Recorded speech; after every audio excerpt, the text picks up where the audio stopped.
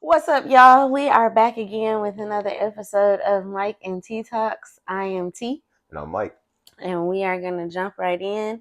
Today, we are starting off our discussion by talking about long distance relationships and all that those relationships come with. I actually want to start with a Reddit story. Normally, I don't read the whole thing, but I am going to read this one because it's relatively short. And it's titled Love Knows No Distance, the unspoken truth about long distance relationships. So it begins with, hey everyone, let's get real about something a lot of folks struggle with, but few want to talk about. Long distance relationships. It's a path I've walked, a path I've learned from, a path I've succeeded on. 5 years of my 17-year relationship with my amazing wife were spent long distance, and let me tell you, it was one hell of a journey. Long distance relationships, they're not for the faint of heart. They're for the fighters, the resilient ones, the ones who are willing to work for what they want. It's about going the distance, literally and figuratively. Listen, love isn't about proximity. It's about connection. It's about commitment. It's about being miles apart and still feeling close to each other. It's about waking up alone but going to bed with a good night text. It's about those long phone calls, those virtual dates, those letters written from the heart. But here's the thing. Long distance isn't just about keeping the connection alive. It's about keeping the love alive. It's about making an extra effort, going an extra mile, spending an extra minute, just to see her smile, to hear his laugh, to make them feel loved. It's about trust. It's about loyalty. It's about being 1,000 miles apart and still being faithful. It's about knowing that there's someone out there, someone who loves you, someone who's waiting for you. It's about the promise of a future together, a future worth fighting for. And let's be real, long distance is hard. It's damn hard. It's about facing the loneliness, the longing, the uncertainty. It's about missing the little things, the touch, the smell, the presence, but it's also about appreciating these things more when you're together. So if you're in a long distance relationship, remember this. It's not about the distance, it's about the relationship. It's about choosing love every damn day, no matter how far apart you are. And remember, the distance is temporary, but the love is permanent. So keep fighting, keep loving, keep going the distance, because in the end, it's worth it. You've got this. That was very powerful, and I do want to start off by saying that a man wrote this, not a female. Yeah, I see. So to see a man be super vulnerable about a long distance relationship, it blows my mind because it's not something that you see every day. You would think that the long distance relationship would be like more hurtful and harder for a female, but this article right here shows that, men can feel the same thing that we're feeling. And I just want to talk a little bit about long distance relationships and all that goes along with it. We were in a situation where we would have potentially had to do a long distance relationship very early on Correct. in our relationship. And it was actually, yeah, we had to work on your deliverance because it was just like a bomb drop. He took me out for dinner one night and he looks at me and he's like, hey, so there's this job in Texas and I'm thinking about applying for it.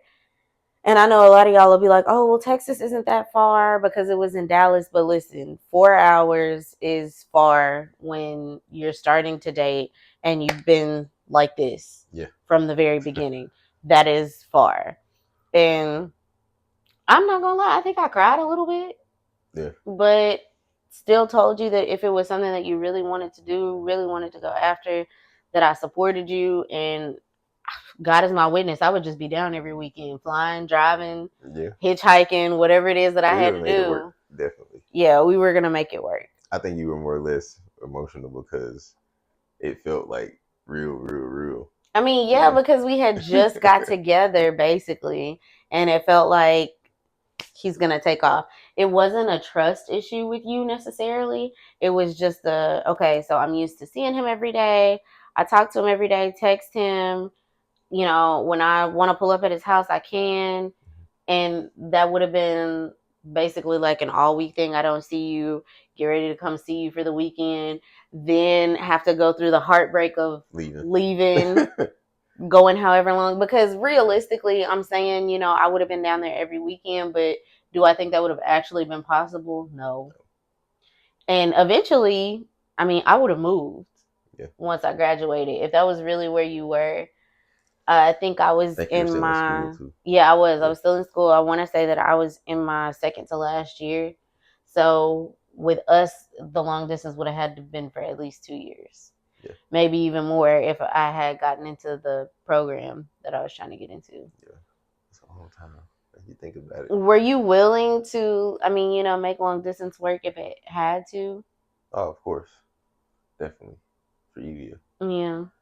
But like I said, I thought different and Yeah. stayed. So It ended up being better for you to yeah. stay here than to leave. And I mean, we've never really dealt with just a huge distance, but we've dealt with him living in Little Rock and me being in Conway, which is 30 minutes away. Hmm. Eventually, you moved to my mail, and we were 15 minutes away. But in my opinion, distance is distance. So those times when you would be living in Little Rock and I'm in Conway and I really want to see you, but I have class the next day or I don't get off work until super late. You have to get up for work. You had to get up for work at like 4 o'clock in the morning Right. or be there at 4 o'clock in the morning. So having him drive to me just wasn't ideal because he would have to turn around and go right back. And I mean, just the distance in general for us was hard, period. It got better, of course, when we decided that we were just going to live together because then it was like, okay, well, you do your thing, I do my thing, but we're here at the Yep. end of the day. Loved it. I do want to talk about one of the main things that he said where he basically says like it's about choosing love every time Mhm. because I'm sure that long distance is hard for anybody. You have the trust issues, if that's a part of it. You have the just missing them like crazy or wanting to share certain experiences that you can't share with them. So I feel like it really is about getting up each and every day and choosing your relationship no matter what hardship y'all are going through Mhm. and just being willing to make it work. I think like if you're real genuine about that person and you're very serious, Hmm. especially if y'all communicated, early on or whatever, you know, I think it's 100% worth it. Yeah, I think it's worth it. And I think it's doable.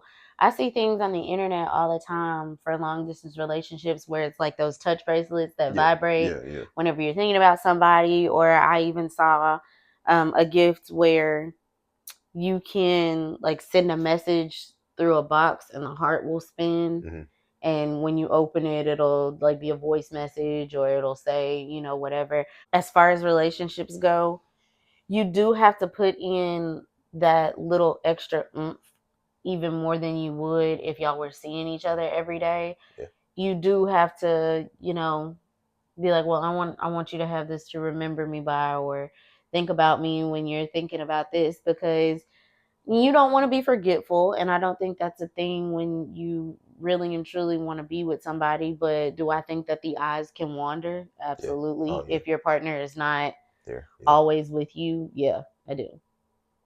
Especially when the loneliness sets in. We talked about loneliness. yeah, It can be hard if we're being real. It can be really hard. yeah. You gotta be super committed. Let's tell you that. Definitely. So then we came across this article that's titled Advantages and Disadvantages of a Long Distance Relationship. So one of the advantages apparently is privacy. And it says that your partner around you have the complete freedom to do whatever it is you want. And I get that, but devil's advocate, is privacy really considered an advantage? Like if you're with somebody that you have to be super private with, is that even a Yeah, good space to be in? nah, because I don't think if it wasn't a long distance relationship, I don't think that would be an advantage. Right. So I don't So know about that one. The next one says that you have a happy and fun filled life. And I agree with that. I mean, it means that whenever you are getting a chance to see your partner, you know that y'all are doing something, date nights, fun days, anything to just reconnect and catch up. And I feel like those experiences come with a long distance relationship yeah, and they make it something for you to look forward to. yeah, it'll definitely keep things fresh. It says you'll be able to cope with your partner's absence in the future. And that's a big one. Recently, with you not being here at night, those past 2 weeks, Hmm. it was an adjustment Yeah. because I'm not used to going to sleep by myself or waking up technically by myself. So I feel like that's a good advantage in the fact that when we talk about, being able to be alone and with yourself without having to be with anybody else, Yeah. it gives you the ability to do that no matter what comes up. Because, your spouse, your significant other, the person that you're dating, it could be that it's just long distance. It could be that they're in the military or anything like that. So it allows you to not feel like there's a void. It strengthens your bond. And I think that's 100% something to bond over and talk about as far as creating memories throughout a long distance relationship. This is a good one. Your relationship purely is not physical. It can't be Yeah, it can't be. because Definitely. you're not seeing the person every single day. So it allows you to dig a little deeper Hmm. and see, do I love this person just because of the way that they look, or do I love them because they challenge me mentally and intellectually and we connect on another level? Yeah, that's huge. Says you'll have a lot of leisure time for yourself. And we always talk about how me time is such a big thing. I mean, we talked about it in the beginning of our relationship. You were really big on me time. Hmm. And because you had me time, it allowed me to also take care of myself Right. and do what I had to do by myself. So it plays into the self care and allows you to take care of you instead of focusing on taking care of you and your partner at the same time. It says that you can appreciate your partner more, and I think that's real. Those little gestures definitely go a long way Hmm. when you're in a long distance relationship, like receiving flowers and things like that. You appreciate that so much more when your partner isn't, Yeah. coming home to you at the end of Yeah, the it day. definitely hit different. Yeah. Being in a long distance relationship allows you to travel when you visit your partner, which, that's always fun. If you were living in Dallas, we would Hmm. be doing something every time Yep. I came. I would be probably scrolling on Facebook, TikTok, or anything and being like, hey, I want to try this, Yeah. when we come. I come here too. Back and Oh, forth. it ain't nothing to do here. But I'm just saying, keep you from having to move around all the time. It says that there are fewer conflicts. And I'm indifferent about that one. How you look Maybe, at it. maybe not. Yeah. Yeah. Like, it really does depend on how you look at it and how secure you are in that relationship. Because I could definitely see conflicts being a big thing. Likewise. It says that you're forced to be more independent. That's a big one too. I think as a female, if you're in a long distance relationship, it makes you be independent with all of it. Like you have to take care of all of it. Yeah. Not saying that you can't depend on your partner later on in life, Right. but it kind of gives you the push to be independent. Yeah. When things go wrong, have that person to fall back on, Right. or to help. It says you'll both become experts in communication. And as we've always said, the C word is 100% important. If long distance does not make you communicate and figure out how to get that right, I don't know what will. Right. It definitely ain't for you. The last advantage says that you find out if you're serious about each other. And I think that plays back on like the not purely physical aspect. So it tells you if you really want to be with this person. Like, do you really want to go through whatever disadvantages long distance may bring because you really want to be with that person? So now we're going to talk about a few of the disadvantages. Mm. One of them says that distance creates too much of a gap. And it says that long distance relationships have the disadvantage of creating a vacuum in your relationship. That's true in the instance that when you're hanging out with friends, you bring that person around after being gone for so long, and there's this connection and this bond and these inside jokes that that other person isn't part of. Hmm. And I feel like it can create conflict and it can create maybe a jealousy aspect to it, depending on who you're dealing with. Yeah. One of the disadvantages can also be betrayal. You always have the possibility out there that your partner is not as strong as you are and is gonna cheat. Yeah. That's just it's always on the table. You can't ever take it off the table because you don't ever really know. That's true. You need constant reassurance from your partner. And yeah, the I don't want to say constant, but a good I love you or I'm thinking about you or I miss you. I don't know. Do you Wait. feel like you would have needed more reassurance from me? being long distance? I mean, yes and no, but I feel like it ain't got to be constant because, like I said, we still reassure each other all the time, but it's not just literally constant like every day, you know. Right. So Because I think after a while that gets a little repetitive. yeah, it can't get repetitive. Sometimes you just if you have that moment where you're thinking about your significant other, you know, You just shoot sometimes them a you text. yeah you shoot them a text and you just feel like yeah I love you and miss you, can't wait to see you or Mm-hmm. something along the lines of that. Yeah. There are quite a few other disadvantages, but one of the last ones that I want to talk about is the lack of physical intimacy. It says most relationships fail because of a lack of physical intimacy. You suppress the need for physical intimacy. So, devil's advocate again, is it maybe when you get used to not being physical with this person all the time Mm-hmm. that it just somewhat falls off in the relationship? Yeah, especially if it somehow started that way. Some people have distant relationships that started off as distant, Mm-hmm. and then And some they never met each other. right they never met each other. Then meet each other. They lived in the same city, and then somebody takes a job or Mm-hmm. something like that. They have to move on, but they still Are want to keep. connected, Yeah, they're still yeah. connected and everything. So yeah. Me personally, I don't know if I could be in a relationship, period, long distance relationship, if there's no physical attraction. Like, if I haven't seen you in weeks or months and there's still no physical attraction, I feel like that really needs to be reevaluated. Yeah, I agree. That probably isn't the correct situation to be in.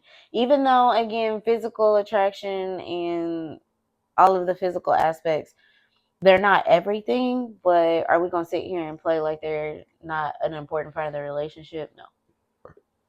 The next topic we're discussing today is whether or not marriage is all about love or if it's a business contract. I put this one on there because I have talked to a good amount of people actually who will tell you that marriage is a business contract and not necessarily something that you do for love.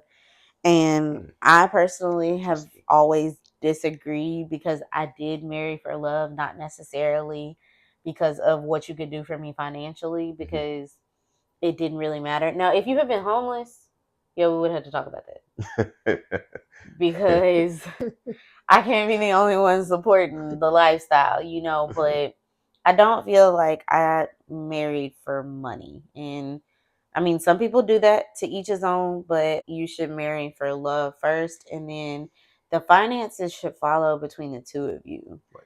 He was more financially stable than I was when we got married, but he helped me get to the point where we could both say that we were financially stable enough to not only take care of one another, but take care of ourselves within the relationship. Yep.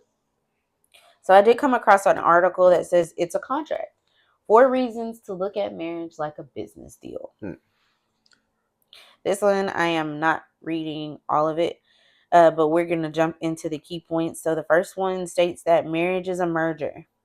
And it says in any business merger is expected to fully examine the other's business history. In a way, okay, because I disclosed that I had student loans and all of that before we got married. I let you know that up front because it wasn't anything that I was hiding. Mm-hmm. And in a way, marriage is a merger because when we get married, my debt becomes your debt Right. and you didn't have any debt. So we were good to go on that. Mm-hmm. But I mean, I guess you could look at it as, in a way, like a business merger because you're putting all of your things together, debt, assets, all of the things. It continues by saying that you have to lay everything out on the table. It says this is where both parties make their wants and expectations known to each other. Mm. We have done that. Yep. And it connects it to a business by saying that if you're in a business agreement, you are supposed to lay out everything that you want and need from that business relationship Mm-hmm. and go from there. Negotiation, self explanatory. We don't always get what we want in Nope. our marriage. We do have to come to a middle ground. It's never about winning or losing with us. It's always about trying to figure out what's going to work best for the both of us without either one of us feeling like, oh, well, damn, we lost. Yeah. You know? And the last one states signing the contract, which is basically saying I I do. do. Yeah. So now looking at this, I can understand why I would say that marriage also is a business deal. I mean, there is paperwork that has to be signed. There are things that have to be put in order. But I still feel when it comes to marriage, you should be in love with that person, correct? Correct. Like you shouldn't necessarily get with them because of what they can do for For you. you. Yeah. If you marry for love and love only, a lot of people say that it ends because you can't solely depend on love to make you happy. I don't necessarily know about that because I married for love, but you also take care of me. So they're kind of like stepping stones for me. Some of them might not be as important as the other. Like for me, loving me and being taken care of, that's really high up on my list. Not necessarily what you can buy for me or, you know, what you can do for me that I can't necessarily do for myself. Yo, she's not a materialistic person. And that, I know I'm really not. Yeah. Give me food. Or if we're traveling, give me the experience. But like the bags, the clothes, the shoes, that's never been me. Those don't impress her. Mm-mm. That does not impress me. Spending time with me, doing little things like getting me flowers, or for instance, just now he had bought me tickets to the Chris Brown concert, and we went, and that was an awesome experience. Do things like that for me. Don't buy me no Coach bag. I don't go to work anyway. I work from home, so ain't nobody go see that bag. Yeah. But me and you Yeah. and Mari, when she inevitably decides to throw it over her shoulder and drag it all across the floor. I've never been materialistic, so I don't know. I think that, I mean, if you're gonna marry for money, I don't know how to like articulate that. I have no idea because I don't want to say that I condone that at all. Marrying for solely money. Like if you're trying to get ahead, but damn. Yeah. Like that. Some people just, I don't know. I don't know.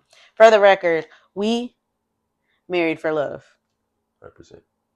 And we put love first in our relationship. We don't argue over finances because he is mainly over it. I just look at finances when I'm trying to spend a little money. So, business deal, no business deal. For the record, we are married for love. We're married for love. So, babe, do you feel like two attractive people can be friends and that's it? Two attractive people, as in they're attracted to each other? No, they're just attractive in general. Like they both look good. Okay, so the context. Where are you trying to get it? So I can answer it. Like, you're attractive, I'm attractive. Could we just be friends? Yeah. Like nothing other than friends. Well, that's what I'm saying. So will we be attracted to I each other? what? That's what I'm saying. Like you're attractive and I'm attractive, but we're attracted to each other. Is that what you're saying? Could we be friends?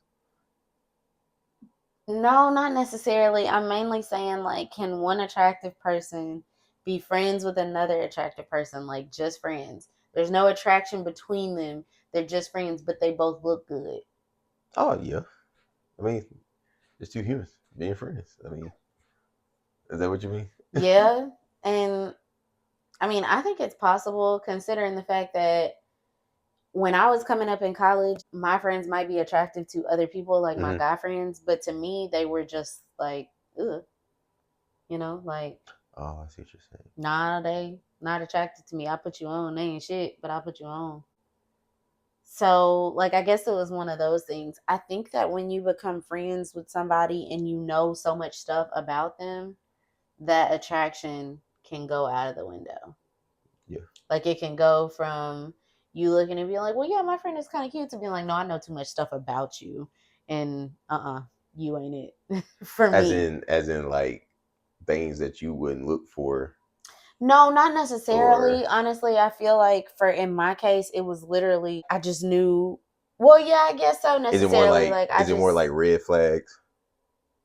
yeah, Yeah, see, I knew it. yeah, in a way because I don't think I look bad, and the people that I'm friends with doesn't really matter how they look to me, like whether Mm-hmm. they're attractive or not. But when you sit around with guys all day Mm-hmm.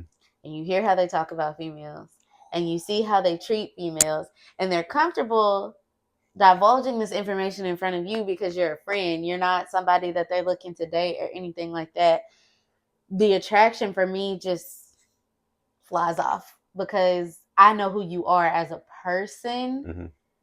Whereas the person that you're dating, you might not be showing them your all, or you might, and they just stupid.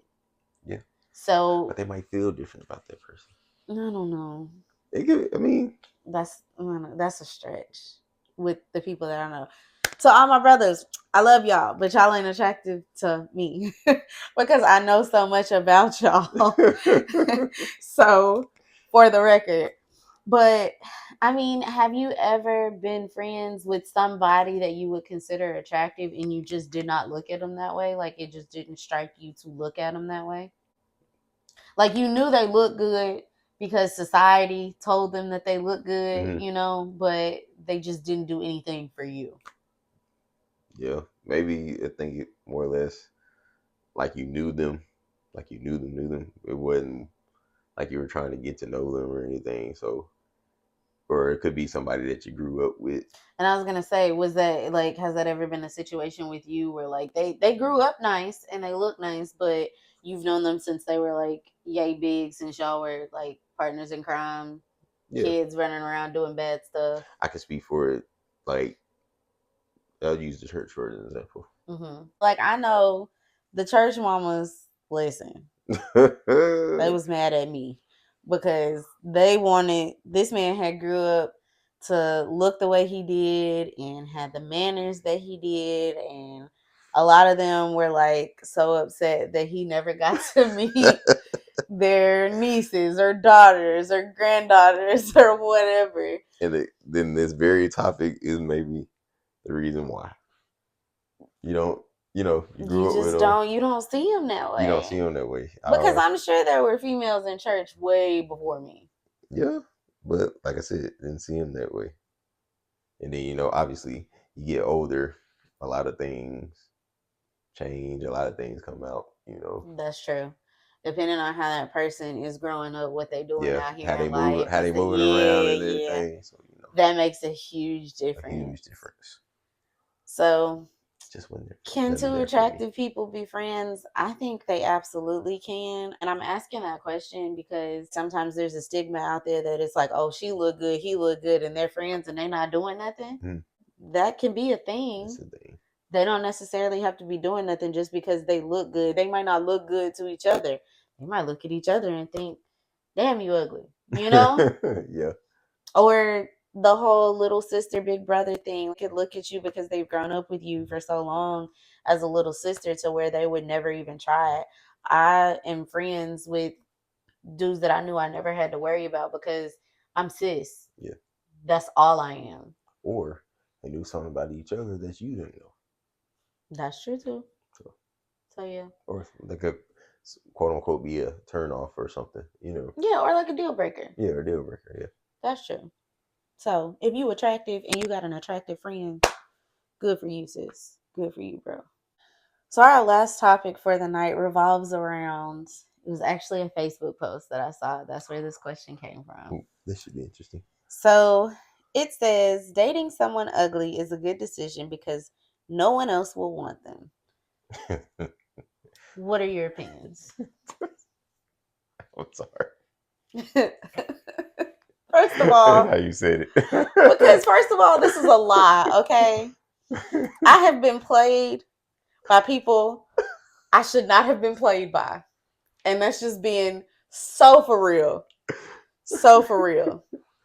Oh, There have been instances where it's like, because, okay, for the record, I'm a person that does not necessarily look at just your looks and fall for you. I grew up with a funny dad. My brother is hilarious. Like, we're a family that jokes a lot. So if you can make me laugh, like you have a sense of humor, that automatically wins you points with me, regardless of how you look. Yeah, you ignorant. He don't show it on camera, but he's stupid. So I mean, like, if you can do that for me, sometimes for me that can overshadow the way you look. Not saying that you're just butt ugly out here, that personality is just gonna win me over. But for the record, I never look at physical first. Like, if you're funny but you look good, it's just kind of like a plus Bonus. for Yeah. me. So I've gotten hurt that way, actually, giving people a chance that, are not normally my type or Mm-hmm. don't look the way that, you would normally think that I would date. I remember this one instance dating this guy. He was, again, not, he wasn't ugly to me. He just wasn't like, you wouldn't see him on the street and just be like, oh my God, he's fine. He wasn't one of them. And I'm dating him. I'm thinking that things are going good. Save his number in my phone. And that's when he started acting crazy. Come to find out, not only was he playing me, but he was talking to another female that I knew. Me and her were cool. Like, we've been cool since I was 16. So he's avoiding me, and I show up at like a school function with a family member of mine. And he walks in with the girl. And my family member is like, ain't that? And I'm like, oh, yeah, but I know the girl. So, me being me, I walk up to her in front of him. And I'm like, hey, girl, how you doing? It's been a long time. Give me a hug. I haven't seen you in a while. Like, we're cool. And this bastard has the nerve to, like, reach out and try to hug me and be like, hey, what's up, skirt? I know you didn't. I know you. I just know you did not have the audacity to do that. Gonna look at me and try to give me a hug. And then when I, like, blocked it, he was like, "Oh, no hug today. You are lucky that I did not slap you in front of this girl." So He felt again, me comfortable being me doing that. felt comfortable. I mean, he didn't know that I was gonna be there, but just the fact that I knew people who went to that school, so you felt comfortable bringing her out and trying to play me like that. Me being me, I had to dig. I needed more information. So again, me and her cool. I follow her on Snapchat. I get on Snap and I'm like, hey girl, it was nice to see you. Who is the guy that you were with? Like, are y'all talking? Like, are y'all together or whatever? She's like, yeah, we've been talking for 6 weeks. 6 weeks. And so I let that go. I didn't tell her anything. To this day, she probably still doesn't know. I was just like, girl, I wish you the best of luck. I hope that you're happy. I hope this works out for you. He got blocked, deleted, and that was it. Like, that was it. But when I looked back on it, I was like, the audacity for you to look the way you do and play me. Mm. Because, again, I'm a firm believer in, if you don't want to fool with me, don't. Let it be. I would rather not be ghosted. We are all adults out here. So if you've lost interest, is it going to sting a little bit? Probably. Who wants to be told that you've lost interest in them and you don't want to talk to them anymore? Nobody. But would I rather you do that than try to Ghost. play me and Yeah. make me look stupid out here? Absolutely, because I don't want to look dumb. I don't want to look dumb. And then, I get with you later and here comes my grandma. Oh, Tierney, he's handsome. Well, grandma, now I try not to date ugly people. Because clearly that did not work for me. It did not work for me. Yeah. So, male's perspective, do you feel like if you date an ugly female or a female that dudes are not checking for, that means that she's not going to cheat? Do you really believe it? Yeah. I just feel like no matter how you look, there's somebody out there for everybody. Yeah.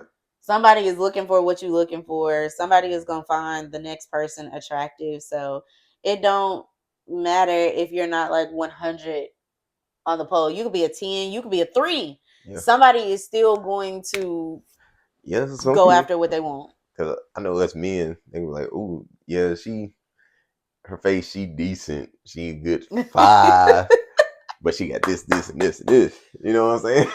Right. And it's like you will go after a 5 if they're ticking like the other boxes on your list. I don't care what nobody says. Just because you date ugly does not mean that you won't get cheated on or you won't get done bad. Yeah.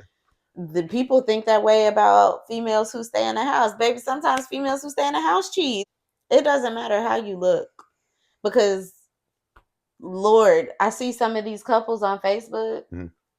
And sometimes they both ugly. I'm sorry. I'm just being honest. Sometimes they both are, Just but made for they're each other. made for each other. High five, baby. They are perfect for each other. Okay. That's what that means. Yep. That's all it is. So in my opinion, no, dating ugly don't mean nothing. It doesn't mean A anything. man is still a man. A female is still a female. We still gonna do what we do out here. Yeah. They could be ugly and still have something that I want or whatever. You also have to understand that everybody has a different version of ugly. Mm-hmm. Because like your homegirl might not find the same person that you find attractive, which is a good thing because you don't want to be Right. in a situation where everybody is looking at your man. But everybody has a different definition of ugly. Some people out here looking for perfection. Yeah, and that's a lot. Yeah, that's a lot. And that's how they end up alone. Or getting played. That too. It's like everything in glitter ain't gold. Ain't that the saying? Boy, Ain't that the yes, saying? that is Yeah. the saying. That's a very good saying. Yep. Grass is not always greener. On the other side, show him. For real. Well, we ended on a somewhat funny note for y'all today. So we hope y'all enjoyed this episode. As always, like and subscribe. We are eventually going to shuffle over to Spotify as well. So be on the lookout for that. We'll still be posting on YouTube, but we're going to start to kind of branch out on these platforms. All right. Get down in that comment section. Let us know you're here. Speak your mind in the comment section. Talk to us. Let us know what you're thinking. Because we talk back. Yes. Until next time, you guys. All right. Peace. Peace and love.